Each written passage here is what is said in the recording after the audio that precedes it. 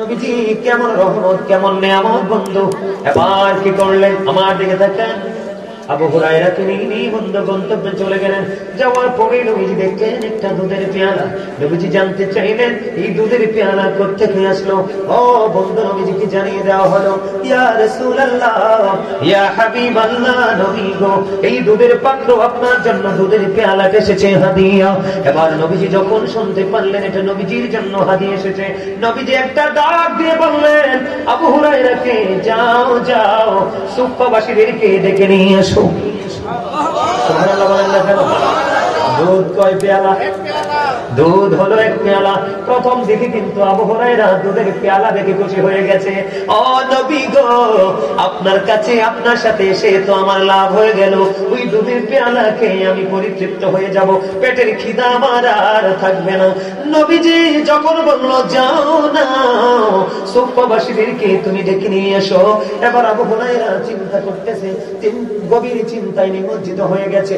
একটা দুধের পেয়ালা, এটাকে আমি খাবো না, নবীজি খাবে নাকি সুফাবাসী খাবে? আইরে মনে মনে চিন্তা করতেছে, লাভ তো হবে না। বন্ধু এবার সুফাবাসী গণ আসতেছে, নবীজি দুধ দিচ্ছেন, খাইতে খাইতে খাইতে খাইতে সুফাবাসী গণ দুধ কি শেষ করে ফেললো।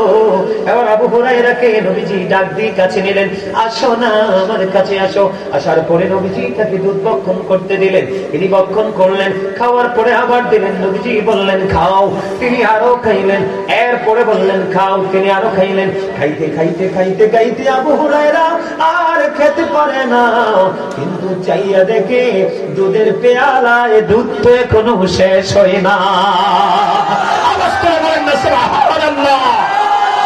আমরা আল্লাহু আকবার, ইয়া রাসূলুল্লাহ, সুন্নাত ওয়াল জামাত, জিন্দাবাদ জিন্দাবাদ।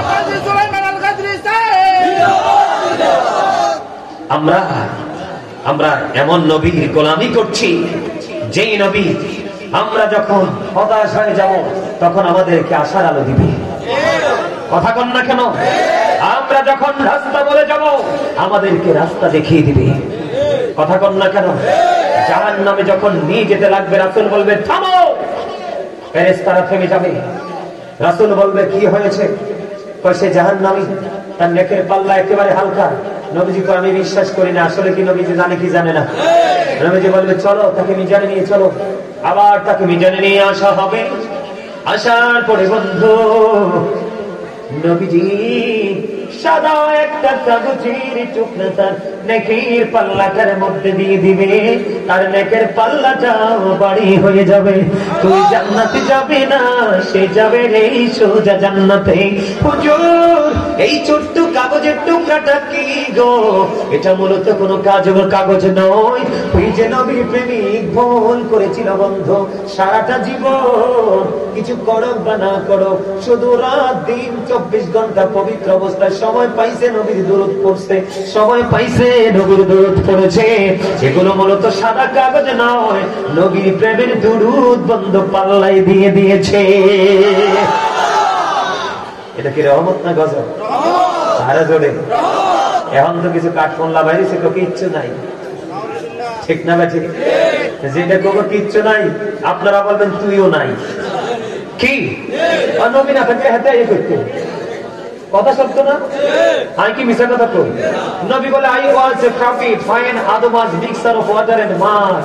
কয় আমি ওই সময় নবী ছিলাম, আদম ছিল কাদা মাটির মধ্যে। কি তার মানে দেহ এবং রূহ দুইটাই আলাদা। বলে হুজুর তাইলে নবী তখন কোথায় ছিল? তাফসীরে রুহুল বায়ান 3য় খণ্ড 543 পৃষ্ঠা উল্লেখ রয়েছে। রাবী হলেন হযরত আবু হুরায়রা।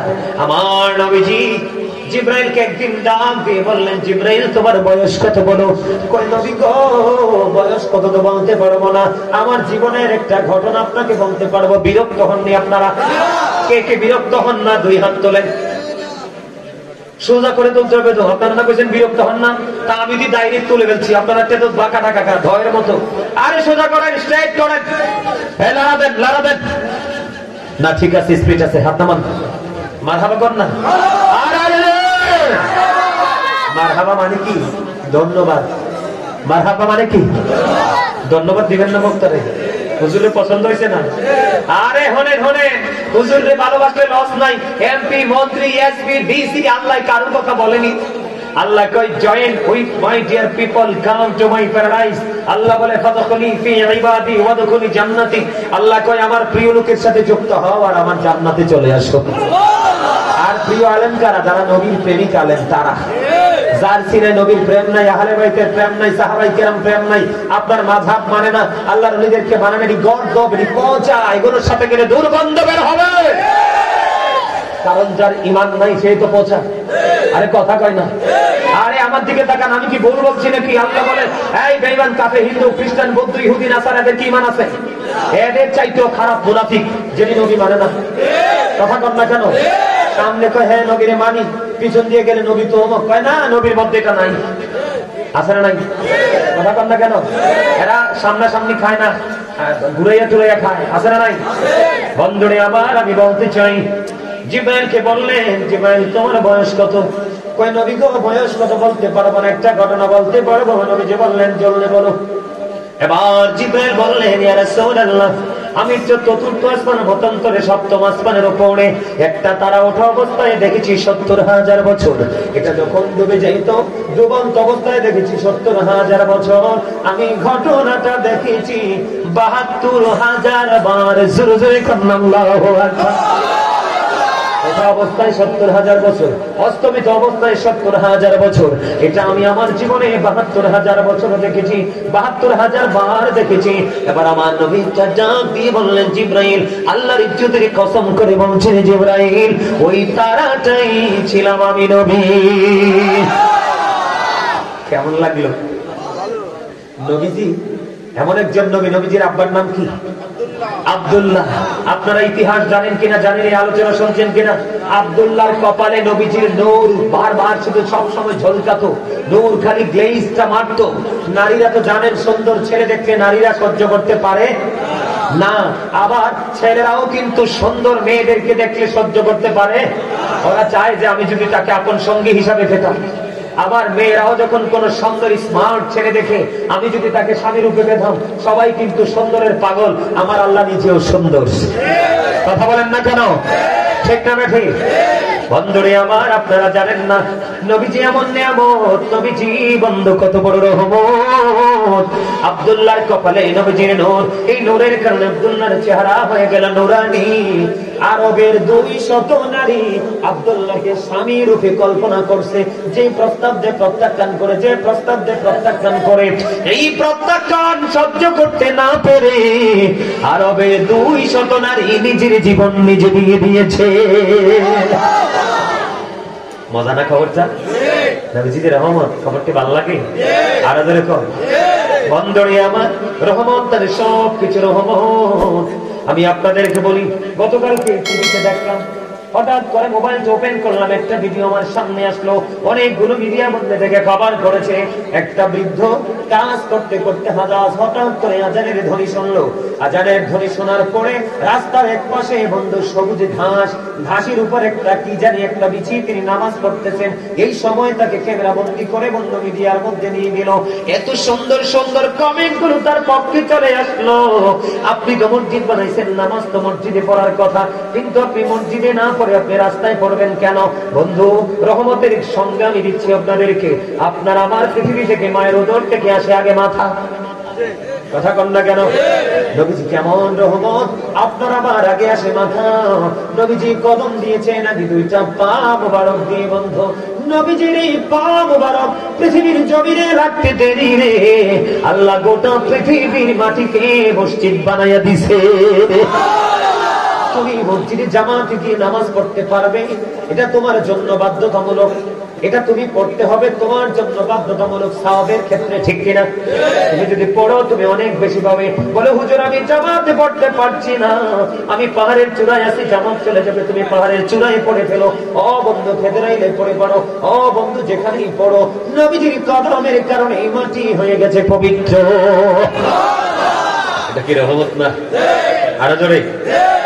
আউসগর, যেটাকে আমরা সহজে বলি বাংলা ভাষায় আউসগর কই না, ছোট বাচ্চা যখন হয়, আপনারা মনে জানেন না কিছু, আরে বাপরে, মনে হয় যে আজকে প্রথম আপনারা মনে হয় আসমান থেকে নামছেন, বাংলা ভাষা শেখার জন্য প্র্যাকটিস করতেছেন, তাই না? মাতে নিছেন আউস ঘর কয় না? না, আমি ভুল করছি। আউস ঘরে যখন বাপ চাইলে কোন পুরুষ কোন নারী আসে, পুরুষ তো আসে না, তখন তারা কিন্তু গোসল করে ঘরে যায়। কিন্তু নবীজি যখন কদম দিল, নবীজির শরীর মোবারক এতটাই পবিত্র ছিল, বন্ধ নবীজির বডি থেকে বন্ধ এত নূর ঝলকাচ্ছিল, এত গ্লেজ প্রকাশিত হয়ে গেল। মক্কার জীর্ণ কুটিরে বন্ধ নবীজির কদম দিলেন। নবীজি যখন কদম দিয়েছে, দিন না রাত না, অন্ধকার না আলো না, এমন একটা ঘোলাটে পরিবেশ। নবীজি কদম দিতে দেরি, নূর চমকাচ্ছে। সিরিয়ার শাহী মহল মা আমেনা নবীজির নূরানি চেহারা, নবীজির নূরানি নূরের আলোতে দেখতে পেয়েছে। আপনার আমাকে খতনা করিয়েছে ডাক্তার অথবা খলিফা, কথা কয় না? কিন্তু নবীজিকে কোন খলিফা বন্ধ খতনা করায়নি। নবীজি পৃথিবীতে কদম দিয়েছেন খতনা করা অবস্থা। এটাই তো রহমত, এটাই তো রহমতের সিমটম। আমার আলোচনাটা ছিল কোথায়? ওই যে দুধের পেয়ালায়, ঠিক কিনা বলে? বন্ধুরি আমার, এবার কি করলেন? আবু হুরায়রা খাইতে খাইতে আর তো খেতে পারে না, চাইয়া দেখলো এখনো বন্ধ দুধ পেয়ালার মধ্যে রয়েছে। পরিবর্তন করলেন প্রাণের নবীজি, জোরে জোরে সুবহানাল্লাহ। বন্ধুরে আমার, হুদায়বিয়ার কূপের কাছে বন্ধু, কূপের মধ্যে পানি ছিল, সমস্ত যোদ্ধারা পানি খেয়ে ফেললো। কূপের মধ্যে কোনো পানি নেই। নবীজির কাছে খবর চলে গেল, হুদায়বিয়ার কূপের মধ্যে কোনো পানি নেই, এখন কি করব? নবীজি বললেন, আমাকে একটু পানি দাও। আমার দিকে তাকান। নবীজিকে যখন পানি দেওয়া হলো, নবীজি পানি দিয়ে ওযু বানাইলেন, কুলি করেছেন। এই কুলি করে তিনি ওই হুদায়বিয়ার কূপের মধ্যে নবীজি পবিত্র কুলি মোবারক তিনি কূপের মধ্যে ফেলে দিলেন। এখন বললেন, তোমরা সঙ্গে সঙ্গে কূপের কাছে যেও না। হিসাব এসেছে কম পক্ষে সেখানে ছিলেন 1400 সাহাবী। কত? কথা কয় না কেন? কম পক্ষে 1400 সাহাবী। বললেন, তোমরা এখনই কূপের কাছে যেও না, একটু করে যাও। কূপ তো পুরো শুকিয়ে গেছে, পানি নেই। নবীজি কুলি করে পবিত্র কুলি মুবারক কূপের মধ্যে দিতে দেরি রে, কিছুক্ষণের মধ্যে বন্ধু কূপের মধ্যে পানি এসে বড় বড় হয়ে গেল।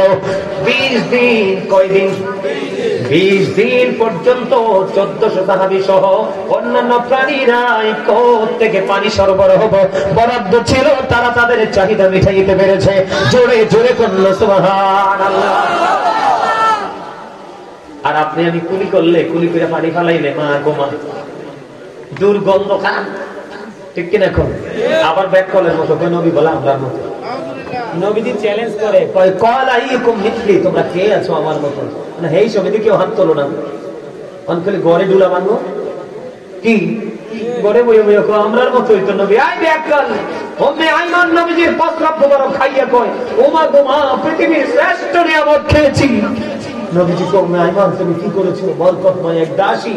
নবী গো, নিয়ামত খেয়েছি, নিয়ামত খেয়েছি। নবীজি কয়, না না উম্মে আইমান রে, তুমি তো প্রস্রাব খেয়েছো। ইয়া রাসূলুল্লাহ, আমার কাছে এত বড় নিয়ামত আর কিছুই মনে হয়নি গো। ও বন্ধু, বলতে দেরি রে। নবীজি উম্মে আইমানকে নবীজির প্রস্রাব মোবারক খাওয়ার কারণে তাকে জান্নাতি বলে ঘোষণা দিয়ে দিয়েছে। তুমি প্রস্রাব করার পরে এক কলসি পানি ঢালার পরে আরেকজন গেলে তোমার প্রস্রাবের টেস্টটা পায়, ঠিক কিনা বলে? নবীজিকে রহমত মানতে পারো না, তোমার মতো মামা। আরে বাপরে, নবীজির একটু ব্যতিক্রম মুজিজার কথা শুনলেই এটা মানে না, কিন্তু নবীজির নিচে নামাইলে এটা মানে। আমার দিকে তাকান, হাদিস শরীফের মধ্যে যে রাসূল বলেছেন, ক্বালা মান সাব্বা নাবিয়্যা ফাকতুলহু ওয়া মান সাব্বা সাহাবী ফাদরিবুহু। নবীজিকে গালি দিলে, নবীজির ইজ্জতের চাদর ধরে টান দিলে, নবীজি বলেছেন, তোমরা যদি আমার উম্মত হও তাকে সঙ্গে সঙ্গে হত্যা করে ফেলো। হাদিস শরীফ, ওমান সাব্বা সাহাবী ফাদরিবুহু, সাহাবায়ে কেরামকে গালি দিলে, তাদের ইজ্জতের চাদর ধরে টান দিলে, তাদেরকে বাইন্দা পিটাও। সহিহ হাদিস, বানায় বলছি না কিছু, কাউকে আবার ক্রিটিসাইজ করা বলছি না, নবীর দুশমনদেরকে সাবধান করার জন্য বলছি। এটা এত বড় নিয়ামত, এই নিয়ামত কি শুধু একটু এনকার করেছিলেন? বলবো কে? কোরআন শরীফের 29 পারায় ওয়ালিদ বিন মুগীরা আল্লাহ রাব্বুল আলামিন সূরার নাম হচ্ছে, মুখস্থ করে যান, সূরার নাম সূরা কলম। আল্লাহ রাব্বুল আলামিন ওয়ালিদ বিন মুগীর এই নিয়ামত সম্পর্কে একটু বেয়াদবি করেছে। আল্লাহ বলছে উতুল্লিন বাদা যালিকা জানিব। আল্লাহ তাকে 10টা গালি দিয়েছেন, এর মধ্যে 10 নাম্বার গালি হলো আল্লাহ তাকে জারজ বলে ঘোষণা দিয়েছেন। নাউজুবিল্লাহ বলবেন না? শক্ত নিয়ামত, শক্ত রহমত, এই রহমত নিয়ে কি করা যাবে না? ছিনিমিনি খেলা। এদিকে তাকান আর এদিকে তাকান। There is no but but Allah. Muhammad Rasulullah sallallahu alaihi wasallam is the messenger of Allah. Allah the first feeder is the Lord of world, Rabbul Alamin. Muhammad Rasulullah sallallahu alaihi wasallam is the blessing for the world, rahmatan lil alamin. রহমতের গন্ধ পাইছেন কি? আল্লাহ যিনি শ্রেষ্ঠ স্রষ্টা তিনি হলেন রব্বুল আলামিন, আর আপনার আমার প্রাণের নবী কি হলেন? রহমাতাল লিল আলামিন।